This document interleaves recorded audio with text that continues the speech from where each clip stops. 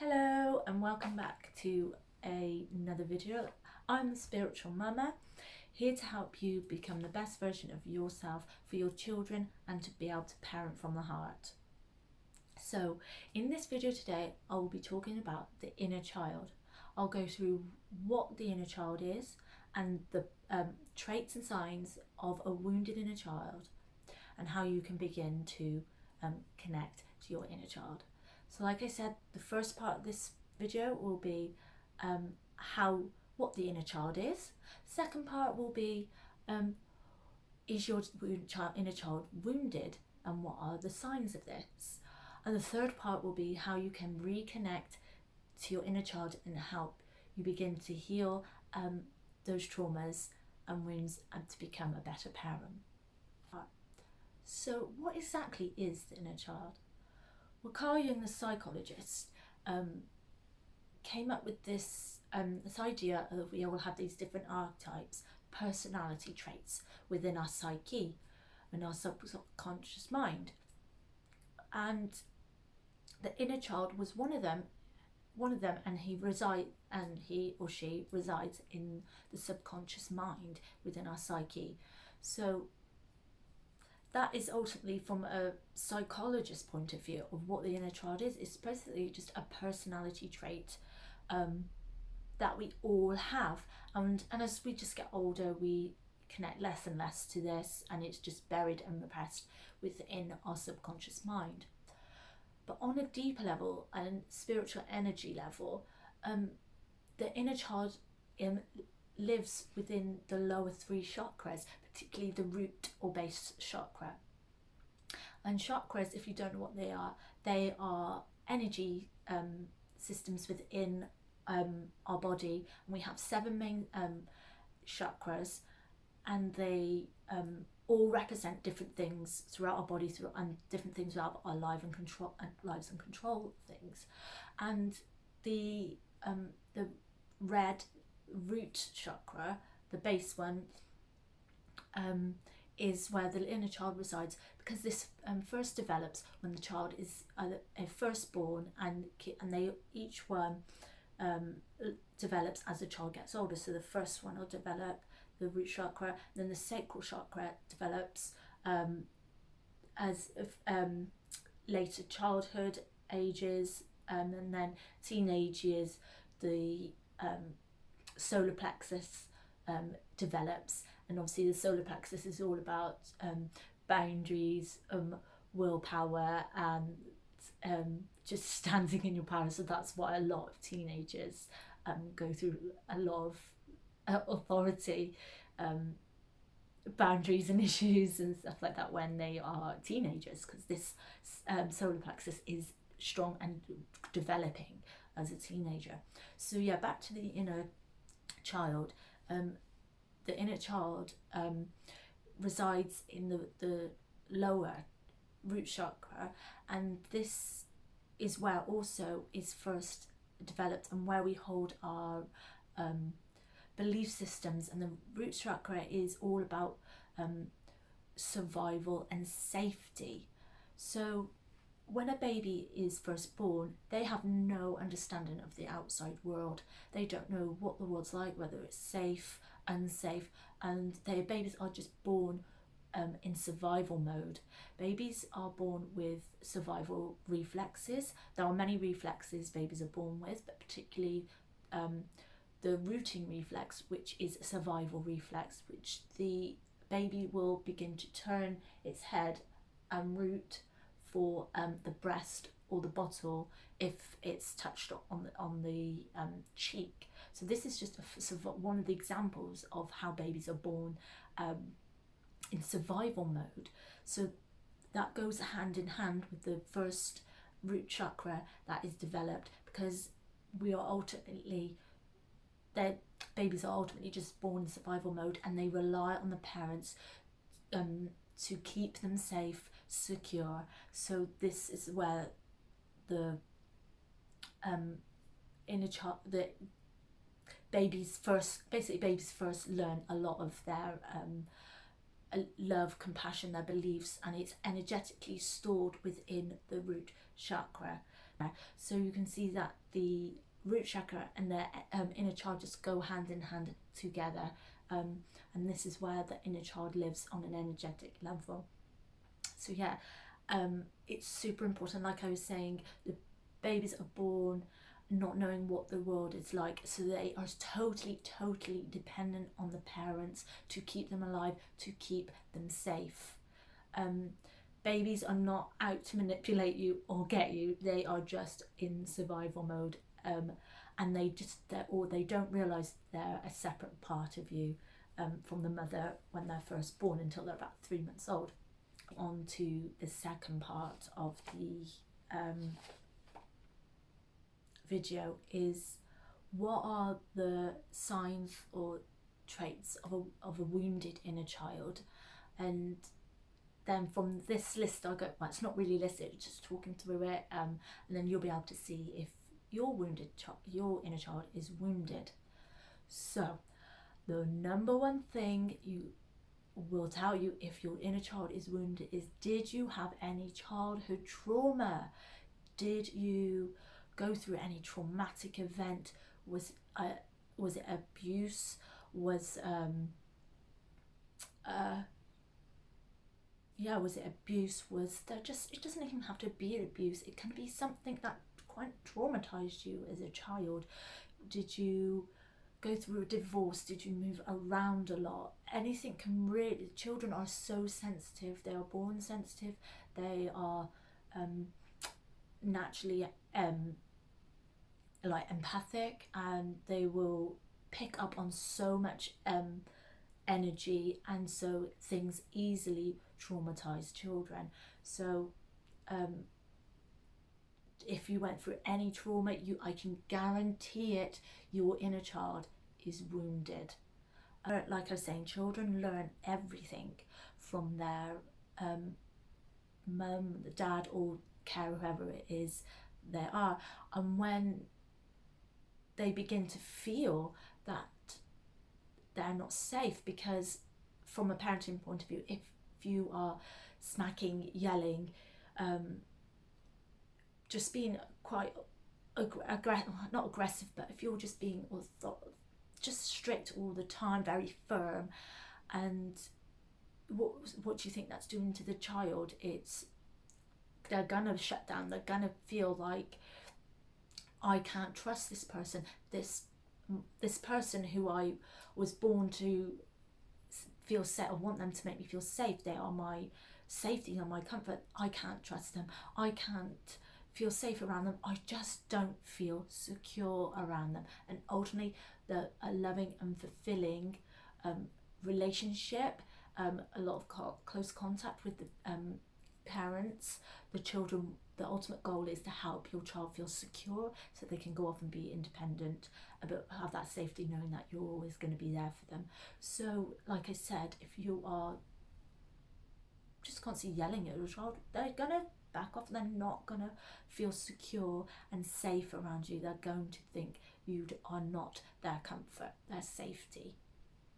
So yeah, that's a sign if your inner child is wounded, is if you've had a lot of trauma as a child, and it can be not something severe, it can be getting lost in a shop, because I've gone through this, I've got lost in a shop. I remember it, not a whole deal, but I do remember thinking, where am I, where's my mum? And they called on the tannoy and my mum had to come and get me. So yeah, I do remember that, and that can lead to an abandonment wound. Divorce can lead to abandonment wounds. You might, as an adult, be in a very fulfilling relationship, but you are always worried they are going to leave.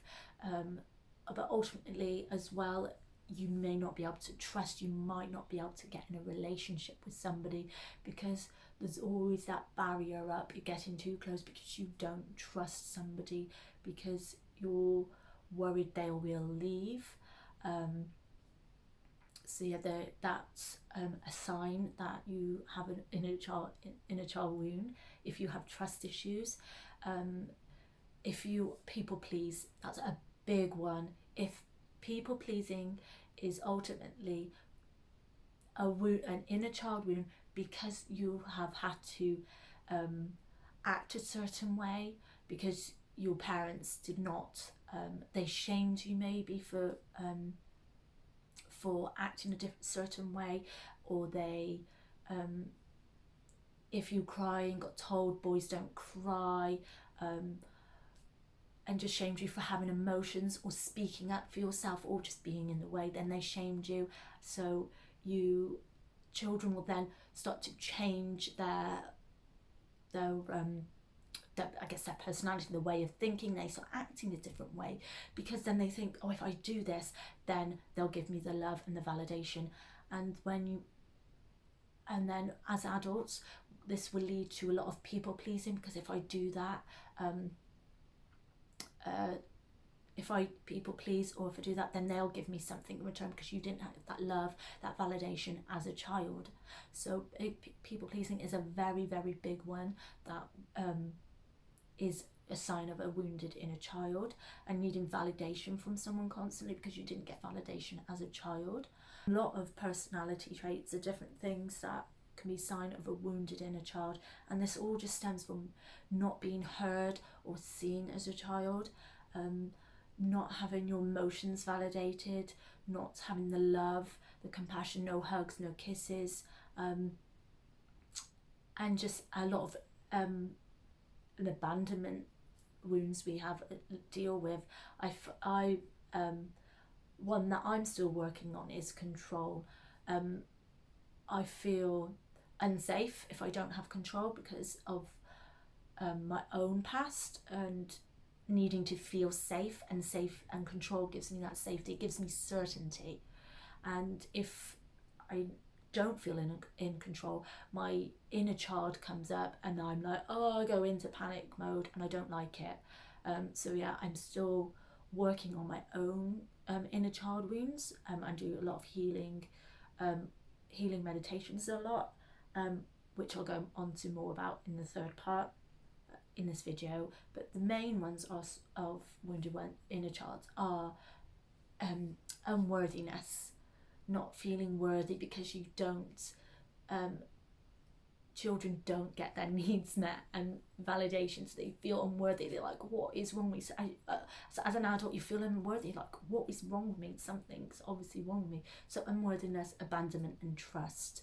So those are the three moments, and obviously loads of other ones come with under that, and the reason why is because you've had a lot of trust issues or abandonment issues with your main carers from a young age. And so ultimately, from the parenting point of view, it's important that we raise children, have their emotional needs met, just validation, make them feel loved, make them feel worthy, make them feel seen and heard. That's the most important thing.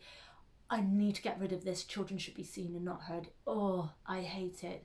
Children should be allowed to express their emotions. Boys should be crying. We have so much toxic masculinity. It's unreal, and this is why there is so much suicide within men, because there's so much toxic masculinity, because they were told as a boy, why are you crying? Boys don't cry. Man up. Of course it's okay to cry. Like, men should cry. That's why you don't see men expressing their emotions, because of how they were raised. And there's no judgment on parents or anything, because sometimes this is just parenting cycles and cycles of abuse that have been played out again and again, and you don't know any better, and it's just from the level of consciousness you are at. So yeah, your inner child is usually wounded if you have these personality traits, or if you even if you are overdriven, you have so much ambition, you want to do things to get to the next thing, to get to the next point, to feel that happiness. If I do that, then I'll be happy. I'll do that, then I'll be happy. But it never brings happiness, because you always feel like you need to please and get to that state of happiness, or always do things to make your parents proud. And when we should be raising our children and making our children feel loved, that they don't need to do anything to make us proud, because we love them and I love them unconditionally and I'm proud of them no matter what. I'm not saying you don't love your child no matter what. Everybody loves their child and you love your parents no matter what. But they should be able to feel that on a daily basis. Make them feel heard, seen, loved, and feel worthy. So on to this third and final part of my video, I'm just going to talk about how to reconnect to your inner child. I love this part. I love connecting to my inner child. She pops up now and again. Just if I'm having a crazy day, I can tell it's my inner child coming out, and even during meditations she pops up now and again. So you'll all probably might be unaware sometimes you've actually connected to your inner child, or your inner child has come up a few times. And I really love this example. I've read this example in a few books and it's a really good one because even I've witnessed it. I witnessed this just yesterday with somebody and I thought about straight away about their inner child, and I've done this myself. And ultimately this example is you, from a parent's point of view, you see someone else's child get lots and lots of presents for their birthday or Christmas, and then you start getting all judgmental, like, oh my god, why have they got so many presents? Oh god, they don't need that many presents, they're so spoiled. You'll start going on this judgmental roller coaster momentum, and you start being really judgmental. But ultimately, that's your inner child. You coming out. You are feeling jealous because you didn't get presents like that as a child. So that's maybe where you've seen your inner child coming up. And I quite like that example because a lot of us do that. I've witnessed this so much. And so yeah, this is where our inner child will come up now and again. And so you've all probably come up your inner child now and again, or even just feeling excited about Christmas, or feeling excited or something, or getting creative and imaginative. If you're very artistic, sometimes that can be the inner child coming out as well. And sometimes even people call their higher selves actually their inner child, because children are very much more towards the light, their authentic self, the true self, more connected to spirit and the divine, really. So sometimes people can just call their inner child that is their higher self, and people have a lot of names for the higher self. So back to how to reconnect. So these are just examples of what I do and what I do to connect to my inner child. And like I said, I love this part. I like connecting to her because it's so important as a conscious parent to connect to your own inner child. And as parents, I find it's easier to connect to your inner child as a parent because your child helps you to play a bit more. You're there to play with your child, and ultimately when you're playing, you're connecting to your inner child. So yeah, leads me on to my first point. What did you used to love doing as a child? What were the things you loved doing? So for example, I loved colouring. I loved going to the park and going on swings. I loved just being a child. So that's the ultimate thing. What did you love doing as a child? And do it. So when I go to the park, perfect opportunity is taking my child to the park. It's not always easy if it's just me and him, but if my partner's there, I'm going on the swing and I'll go higher and higher and higher. I love it. My inner child just loves that, and then you are connecting to that divine inner child, and you'll feel amazing. You always know you love going on swings. I know a lot of people that love going on swings. It's because you are connecting to your inner child. So yeah, that's another way. Did you like cooking, for example? I like colouring a lot. So what I do is, as well as I spend a whole day, I know it's not always easy if you've got children, but I usually do this with my sons at the childminders, and I have a day at home. Sometimes I'll have a whole day where I just connect to my inner child. I've got my colouring book out before, some pens, put a film on Netflix that I know my inner child would love, and what's something I really love to watch as a child, something like Harry Potter or something, because I loved that as a child. I used to watch a lot of Worst Witch, so I put Worst Witch on, and some of it is quite cringy watching it as an adult, but you still get into it and you still love it because it's your inner child, and doing these things help you to just go back and to reconnect to your inner child. So do something your inner child would love. If it's building sandcastles, playing with sand, you have children, that's a perfect opportunity. Play with your children.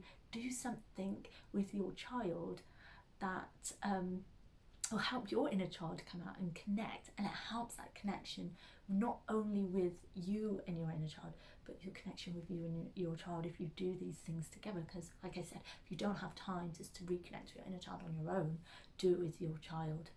Play together, that help you and your inner child come out.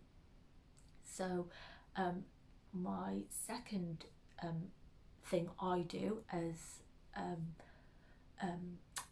to reconnect with my inner child, my second thing I do is I meditate.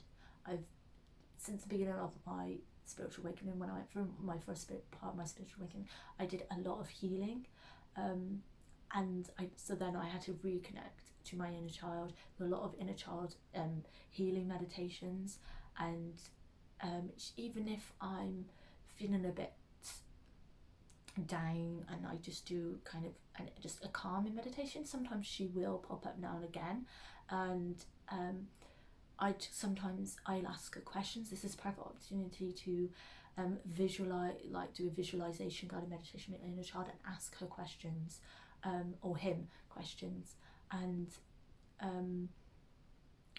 just to connect. Maybe you want to hug your inner child, or go and do something with your inner child.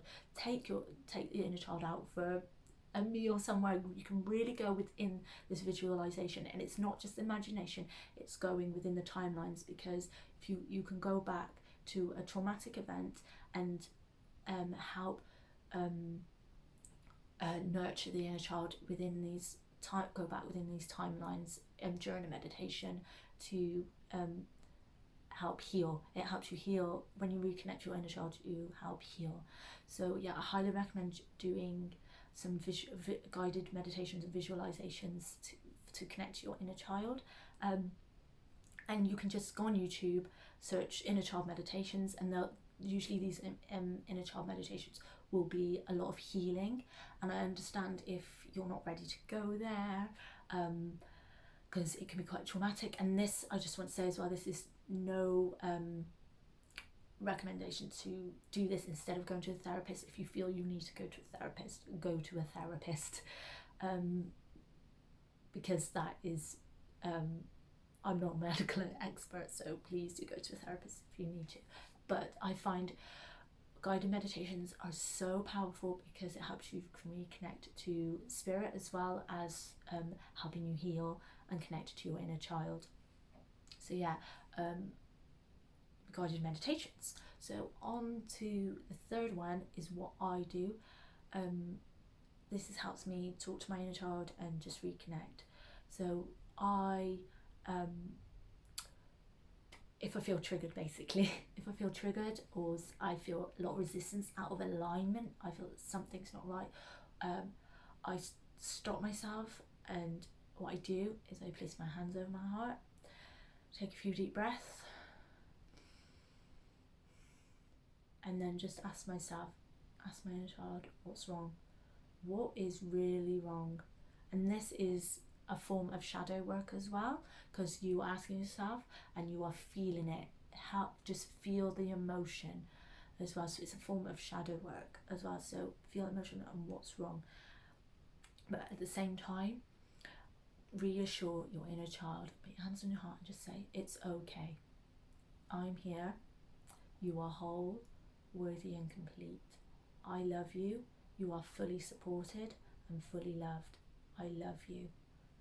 And just connect your inner child like that. It's particularly powerful and important if you're feeling triggered by something, like even triggered because of a traumatic event, especially from